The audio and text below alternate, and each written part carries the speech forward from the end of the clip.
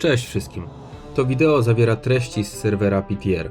Funkcje pokazane na tym filmie mogą lub nie zostać dodane do gry na żywo, albo mogą być inne, jeżeli już istnieją w grze. Chciałbym dzisiaj Was zaprosić do obejrzenia wideo, w którym przedstawię nowego Behemota MK4, który pojawił się na serwerze PTR, czyli serwerze testowym gry. Co na pewno jest ciekawostką, to fakt, że nowy Behemot wcale nie jest Behemotem typu walczącego, tylko jest typu kompan, czyli towarzysz. Ma to oczywiście wpływ na rozgrywkę oraz strategię jego ulepszenia, ale o tym później. Najpierw skupmy się, co tak naprawdę może wnieść nasz nowy Behemot. Tutaj mamy chyba błąd na serwerze testowym gry, bo za odkrycie Behemota WZ4, bo tak to się nazywa w polskiej wersji, otrzymujemy fragmenty i sprzęt do Behemota MK3.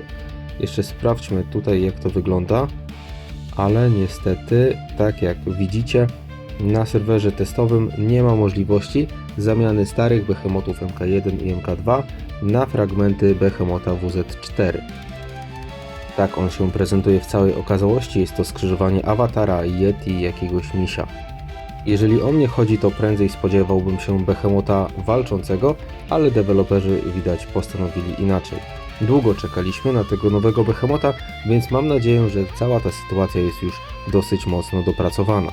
Jeżeli chodzi o to wideo, to chciałbym się głównie skupić na umiejętnościach, które wniesie nasz nowy towarzysz, nowy Behemot towarzysz i to, jaki może mieć wpływ na przyszłą rozgrywkę. Jeżeli chodzi o pierwszą jego umiejętność, mroźne rozdarcie, no to mamy krótki opis, że co pewną liczbę tur, oczywiście ta liczba tur jest zmienną, którą możemy zmniejszyć, ulepszając jego umiejętności, zadaje obrażenia wszystkim oddziałom wroga, czyli wszystkim rzędom. Jeżeli chodzi o jego maksymalny poziom tej umiejętności, no to mamy tutaj rozgraniczenie na zwiększenie obrażeń dla pierwszych rzędów i później dla ostatnich. Jak to się rozgranicza, możecie zobaczyć tutaj, że podnosząc jego pancerz zwiększamy obrażenia, które zadaje z pierwszej umiejętności, właśnie rozgraniczone na poszczególne formacje oddziałów i oczywiście skracanie czasu między użyciem tej umiejętności, więc to jest bardzo ważna rzecz, którą na pewno na samym początku warto na to zwrócić uwagę. Przejdźmy teraz do opisu drugiej umiejętności, sprzęt kryogeniczny. Mamy tutaj informację, że Behemot WZ1 wyposaża się w technologię kryogeniczną, co zwiększa zadawane przez niego obrażenia i zmniejsza otrzymywane przez niego obrażenia o określony procent oraz wpływa na pierwszy rząd sojusznika i dwa ostatnie rzędy. Tutaj bardzo ważną rzeczą jest fakt, że w polskiej wersji językowej na serwerze testowym Behemoty MK1, MK2, MK3 i MK4 mają dziwny dopisek WZ zamiast MK, więc proszę nie zwracajcie na to uwagę. Jeżeli jest tutaj napisane WZ2, to znaczy, że ma to wpływ na Behemota MK2, czyli trzecia umiejętność tak naprawdę zwiększa nam obrażenia, które zadaje nasz T-Rex. I jest to na pewno świetna wiadomość dla tych, którzy mają rozbudowane właśnie Behemota MK2. Ok, zmieniłem język gry w serwerze testowym, ponieważ wprowadza to troszeczkę zamieszania i tutaj mamy potwierdzenie tego, co powiedziałem wcześniej.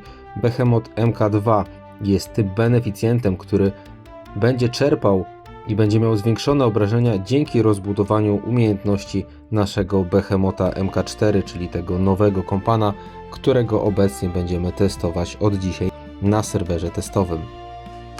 Oczywiście, jak to w State of Survival bywa, im dalej w las, tym więcej drzew, czyli im wyższa umiejętność i lepsza, bardziej rozbudowana tarcza naszego Behemota MK4, tym lepsze i bardziej wartościowe umiejętności się za tym kryją.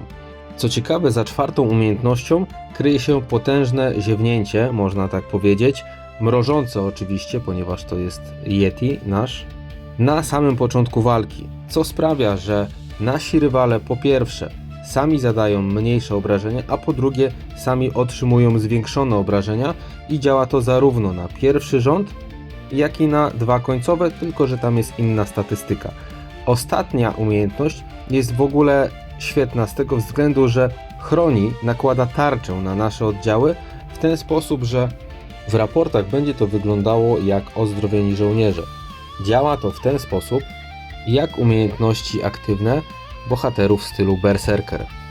Dodatkowo ostatnia umiejętność Behemota MK4 działa podobnie jak ultra statuetki, to znaczy na początku walki przez pierwsze 10 tur, na przykład tutaj jest pokazane, nasze oddziały będą miały zredukowane obrażenia, które otrzymają.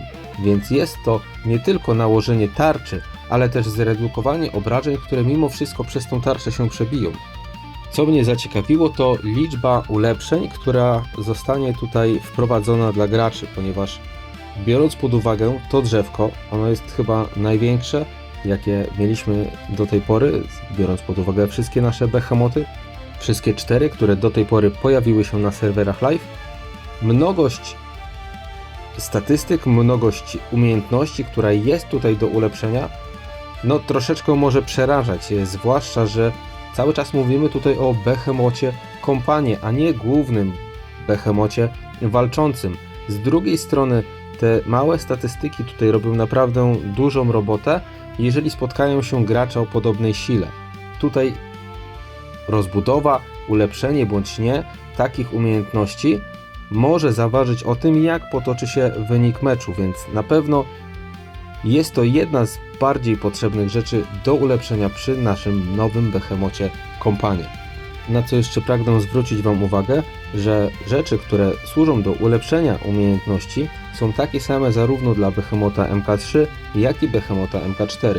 Dotyczy to zarówno podnoszenia ich umiejętności, jak również podnoszenia poziomu naszych behemotów, tak? Czyli używamy dokładnie tych samych serum, zarówno dla behemota MK3, czyli naszego orła jastrzębia sokoła, jak i nowego behemota MK4. No chyba, że to ulegnie zmianie jeszcze na serwerze testowym, ale na razie nic na to nie wskazuje. Co myślicie o nowym update'cie na serwerze testowym gry? Jesteście gotowi na kolejnego behemota kompana i w ogóle na kolejnego behemota? Bo ja na przykład w dalszym ciągu ulepszam naszego behemota MK3, więc tutaj będzie mały konflikt interesów, jeżeli chodzi o rozdział surowców. A jak wygląda to u Was? Dajcie znać w komentarzu. Cześć!